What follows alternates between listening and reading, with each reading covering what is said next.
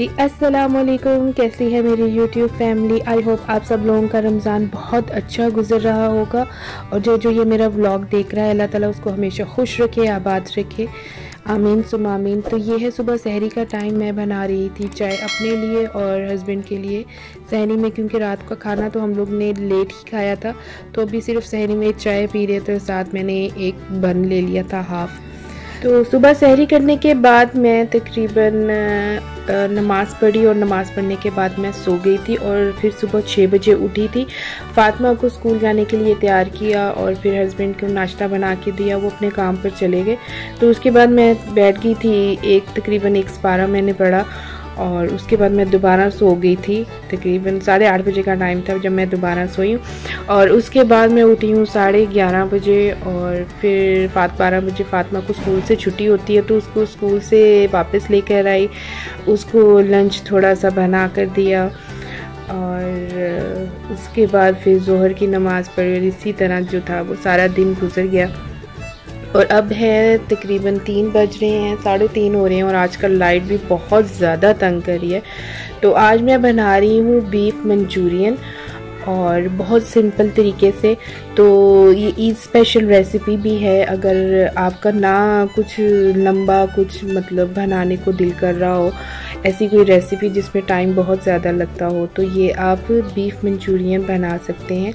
बहुत झटपट से बन जाता है। इसके साथ मैं फ्राइड राइस बना रही हूँ, तो इसकी रेसिपी आप लोगों के साथ मैं शेयर करती हूँ। और प्लीज़ अगर आपको मेरी रेसिपी पसंद आती है मेरे कमेंट्स बॉक्स में ज़रूर आके बताइएगा।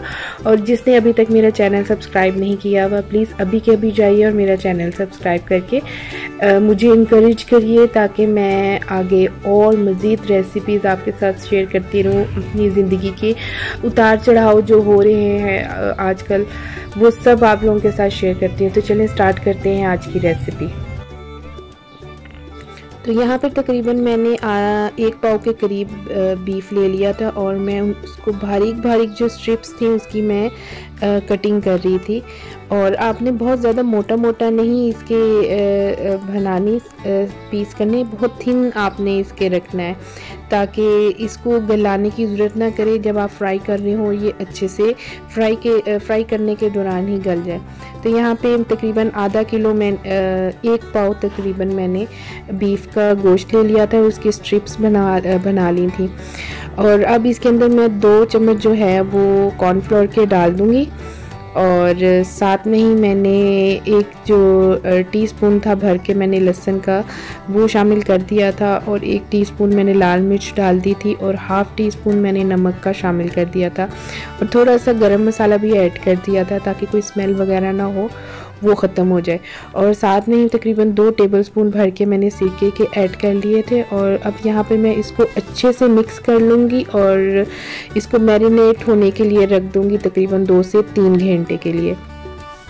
और अब जब मैं कुकिंग कर रही थी अभी इस टाइम पर भी लाइट नहीं थी, तो मैं जो हल्की फुल्की किचन में रोशनी आ रही थी उसी में मैं काम कर रही थी।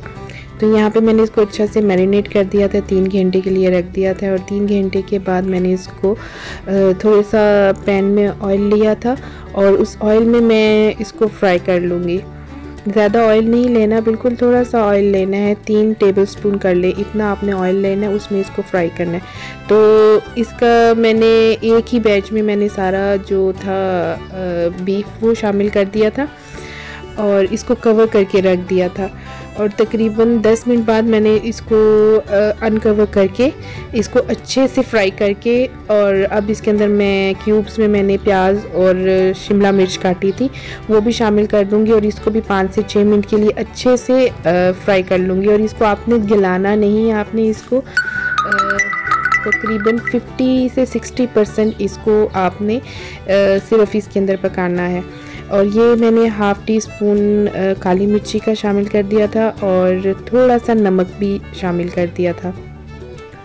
अब इसको मैं 2 से 3 मिनट भूनकर इसके अंदर मैं तकरीबन 1 कप चाय का कप जो होता है वो पानी का शामिल कर दूंगी।